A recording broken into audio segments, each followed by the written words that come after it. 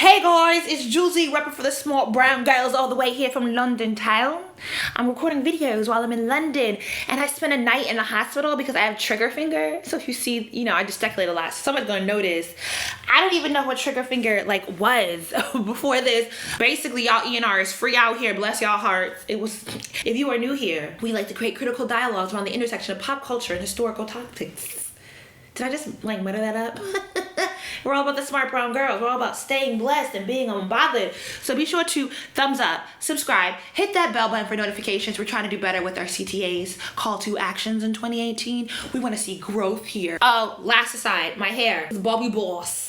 Goddess locks. I'll have a link down below. Cop them from Sam's Beauty. Chadwick Boseman says I look like Angela Bassett in Black Panther. You know what there's been a lot of discussion about the YouTube partner program regressing back to not being open to everyone on YouTube. With YouTube regressing on the partner program, that means a bunch of people, myself included, got emails saying that their channels, and not this channel, I have a second channel, that would no longer be part of the partner program unless they got 4,000 hours of watch time and had a minimum of 1,000 subscribers within 12 months. The removal from the partner program means that they no longer have access to AdSense monetization on their videos. Now, my second channel did get that email. It is being demonetized as of February 20th. It's not immediately going into effect. People are out here talking about, oh my gosh, why are ads still running if you're not gonna give them their money? It hasn't stopped yet, bruh.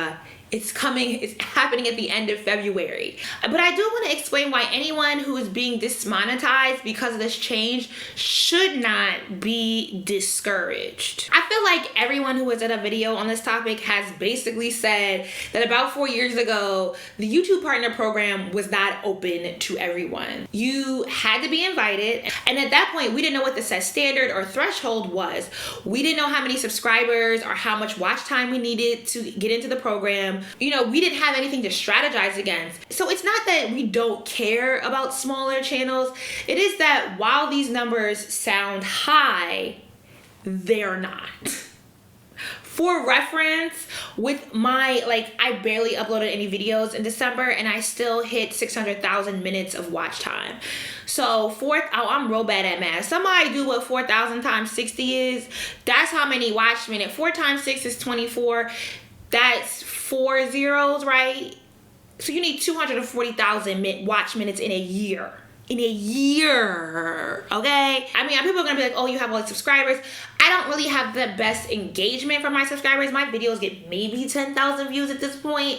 So theoretically, if you're doing 5-minute videos that maybe 2,000 views per video, you'll still hit the standard. And I don't think many people know or understand that YouTube changed their algorithm the beginning of last year because their hand was forced by major corporations like Verizon and Comcast pulling their ads because of the alt-right hate speech that was becoming more prevalent on YouTube. Now, within that sweep, and they're changing their standards for what can be monetized, a lot of people were hit, and some rebounded, and then some like myself were majorly hit because I tend to do more political Black women topics. And so basically, if you tag your videos you do anything LGBTQ, trans rights, Black Lives Matter, political topics that the alt-right tended to, they just were very manipulative in how they would tag and title their videos, that a lot of us got swept up. And so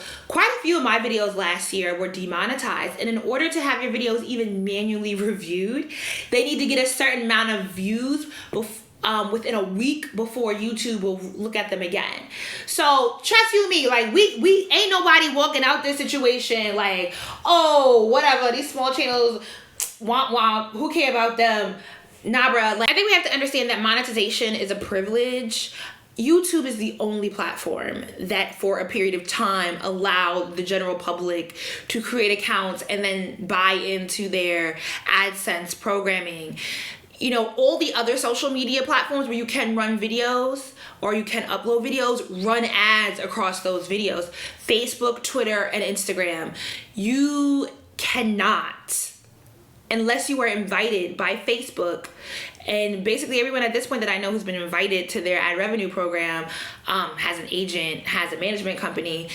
You know, you don't have any way of accessing or making any money off of that monetization. So while it sounds crass to say, most of the people hit by this new YouTube standard, we're likely, and if I'm being nice, we're making maybe $6 a month in AdSense revenue. And it's not that those people are worthless or don't deserve any sort of income, because I get it. You know, I think part of it is that I've been actively trying to work on changing, getting out of the mindset of poverty where I hold on to things and don't actually assess the value, like the labor value in them, right? That if I'm getting, let's say I make $20 a month in AdSense, so that means every 5 months I cross this threshold. And like, yeah, twice a year to get a check for $100, that seemingly comes out of the blue would be cool, because you know, I like $100 is valuable to me. I could pay a bill with $100. But then I also think, all right, well, in order to hit that $20 a month, I'm uploading 5 videos a month. I'm taking 3 hours per video to produce, edit, and upload said video. You know, if I do 3 times 5 is 15 hours per month. Is my time really only worth what I say, we doing $20? Girl, I can't even do the math for that. That's like that's almost $1 and change, right? Per hour. And I remember when I quit my last job, one of my coworkers was like, you know, he like said something to me about, you're always talking about these YouTube videos and doing these YouTube. How much money do you make on YouTube? And I told him what my AdSense was at the time. He was like, so you're really stressing out over like, how many hours does it take? Have you ever thought about like calculating your time and labor to the value of your videos? I think if we can be more strategic, right, about how we go about doing YouTube, a lot of us will be a lot more successful. I also think it'll change the vein of like the sponsorships, people like undervaluing or overvaluing, and most of us undervalue ourselves. So now I think you should look at it as you have a benchmark to work on. If you are serious about YouTube and you want to get the monetization part of AdSense, I think just look at it as a way that, okay, now I need to be more strategic about what I do, right? Like, why am I here? Who am I trying to reach? What is my goal? Is this marketing for my business? Am I trying to become an influencer? What are my goals here? And this is now giving you the foundation to like how to think about what your goals should be, because I don't think a lot of us even understand how our dashboards work. You know, for a lot of us that were starting out 5 years ago, we had no idea what the tipping point was. And we were just out here waiting to get the magical email saying, welcome to the partner program. And back then, you know, getting into the partner program was you got a vanity URL, you were able to do live streams, you could upload videos longer than 10 minutes, you got a channel banner, you could link to your social media, like all that stuff was not available until you got into the partner program. So being able to still retain some of those benefits, even if you are losing the monetization for now, it's way more valuable than the $6 a month. It's way more valuable than getting $100 every couple of months. So like I already said, you could definitely be successful on YouTube without having large numbers. AdSense has never really been a game worth playing, especially for Black women as content creators on the tube. So I just want to encourage the smart brown girls out there to stick it through. Just be smart. Be a smart brown girl and optimize your time, strategize with a goal, and I promise you will be fine. It'll work itself out. It is not the end of the road.